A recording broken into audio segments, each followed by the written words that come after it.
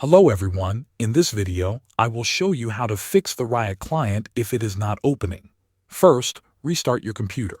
Sometimes the client just needs a fresh start. If that does not work, check your Task Manager.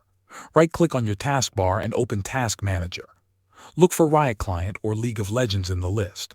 If you see it running, right-click and choose End Task. Then, try opening the client again. If the problem continues, make sure your system and graphics drivers are up to date. Outdated drivers can stop the client from loading. You can also clear the Riot Client cache. Press Windows and R on your keyboard. Type %local app data % and press Enter. Go to the folder where the Riot Client is installed, usually in the Riot Games folder. Open the Riot Client folder. Find the folder called Config and delete it. When you restart the client, it will rebuild the files. Sometimes antivirus or firewall settings block the Riot Client. Try turning them off for a short test, then launch the client.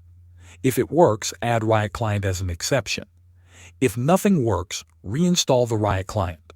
Uninstall it fully from your computer. Then download the latest version from Riot's official website and install it again. By following these steps, your Riot Client should open normally again. Thanks for watching.